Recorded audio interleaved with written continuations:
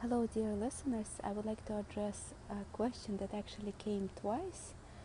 For the past 2 weeks, I received today this question from a lady I was counseling actually um, overseas, and I also received a question from a girl as a letter. So it's the idea is, how do we love a close relative if we know they don't love us?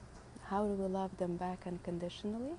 How do we manage the pain that we're going through? What exactly is the process of transformation or dealing maturely with such condition when you know you are not being loved? Let's put it like lightly.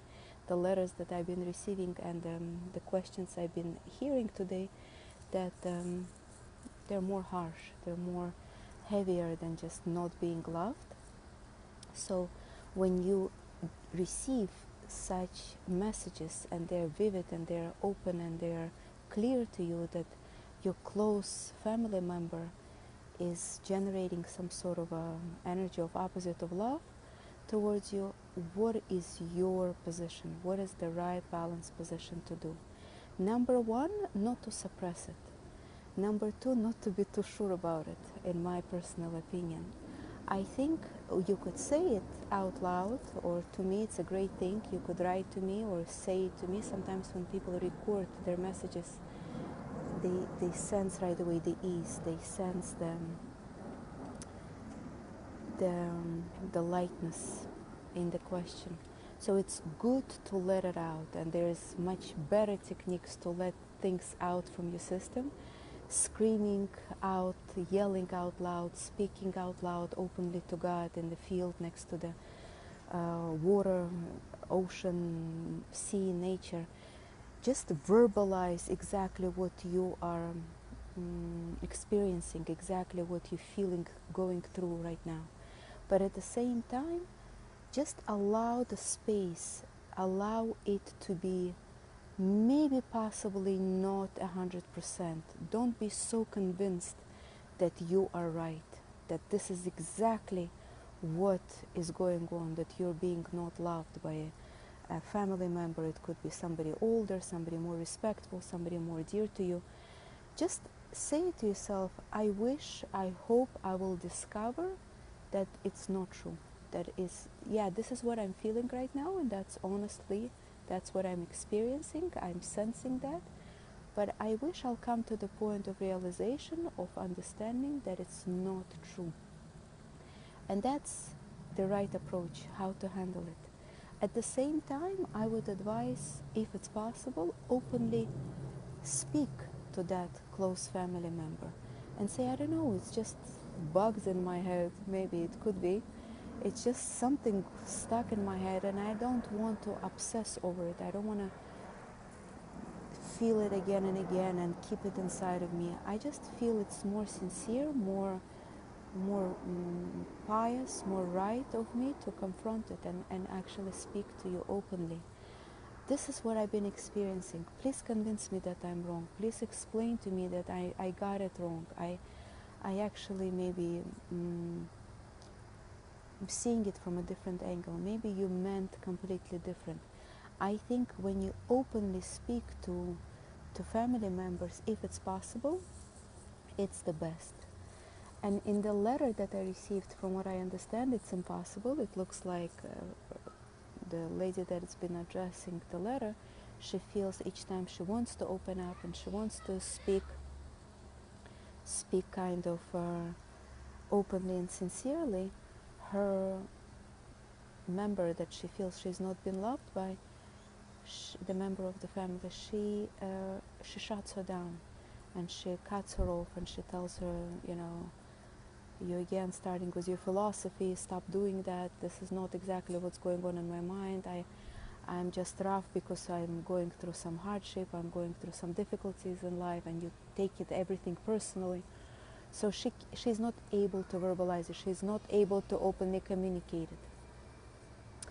So in this case, writing a letter is an option. You could write and send a letter. You could speak out loud about it to God. It's also a good thing. You could speak to your mentor, to your rabbi, or whoever you submit to or follow their lead and trust their opinion, etc.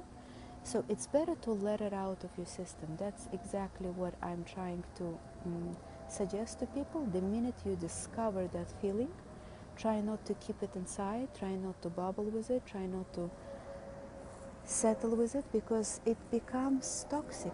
It's actually then starts to to evolve and become bigger and become more uglier, and then it pops out in the wrong way at the wrong time with the wrong people.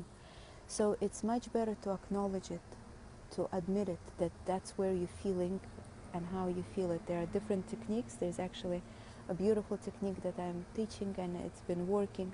Let's say you had some fight with a close family member, and you felt what you felt. You felt resentment, you felt aggravation, you felt put down, whatever you experienced. At that time, it's hard to pinpoint. It's hard to kind of work on it because you're in the middle of the fight. So it's harder. But later on, preferably before you go to bed that night, before you actually check in for the day, so to speak, or check out for the day. Yeah, it depends if we're talking from the soul perspective or the body perspective. If it's from the soul cleansing, that's when the soul goes up and then does its cleansing up Lamaila above. And it's better to finish all the, close the, and clean your accounts here before you let your soul go up for its recharge. Yeah. So before you go to sleep that night, it's much better to revisit that feeling that you experienced that day, and kind of sit quiet and re-invite that feeling. Let's say if it was irritation, just say irritation. I want to bring it up. I want to try to remember what exactly went on in that conversation. I want to feel it more. I want to bring it up to the surface. I want to experience it again. Just close your eyes, sit quiet in the chair, or lie down is best actually. Lie down and allow that feeling go through you fully. Don't, without judging it, without feeling bad that you're feeling it, without suppressing it, without analyzing it. Just allow the feeling go through. Don't forget, we define it as bad, and we define it as negative or premature or unsophisticated or unrefined, etc. But in vibrationally, it's just energy, and it could be utilized, it could be purified, it could be energized with something better if you allow it just to be without any definition and without any titles. Just experience raw energy. There was that feeling, the feeling I was sensing this morning, this afternoon in that fight. I am welcoming, I'm celebrating that I am alive, I'm experiencing different feelings going through me, they are processing in me. I am not going to suppress, I'm not going to feel embarrassed, I'm not going to feel upset about being so immature, being so childish, etc. I'm actually allowing, I'm creating as much space inside me for that feeling to be there, reach its peak, and leave. So feeling again and again those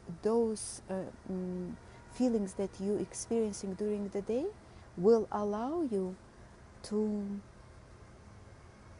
not be so critical of yourself whenever they pop in, and also will reestablish you to be able to witness more, witnessing the feeling instead of being a sufferer of the feeling.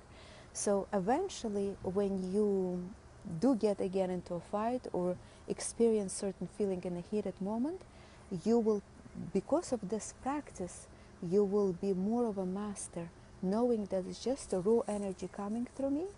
It's just whatever irritation that before was suppressed, it again popped in up on the surface. I'm celebrating it, I'm happy. Why it's popping out? Why is it been called out? Because before it was suppressed, it was put down, it was looked down, it was neglected, etc. Right now, I'm with respect allowing it just as a raw energy to go through me and leave me. And the more you will feel what I'm saying, experience what I'm saying instead of understand, the more you will appreciate what maturity it adds up.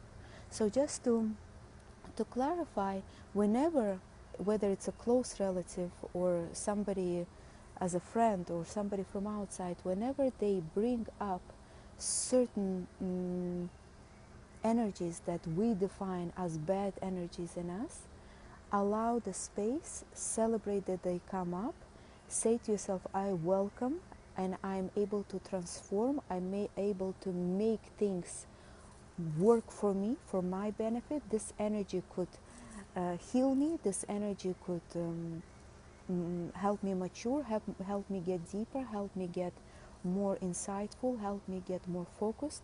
I'm actually welcoming any energy, those that by people define as good and those that by people define as premature or unrefined. Any energy is good for me. Any energy is a currency, so to speak. It will cash in based on what definition I give it. So I will allow it, I welcome it, I love it, I make space for it at a later time if it's possible, and eventually you'll learn to make space for it at the time of the heated moment. And I believe that's exactly the attitude we should take whenever we are confronted with something like a fight or conflict that we are experiencing. Just maybe re-listen to this video a couple of times to get all the details, but I think this is the path to go, the path towards total and deeper healing.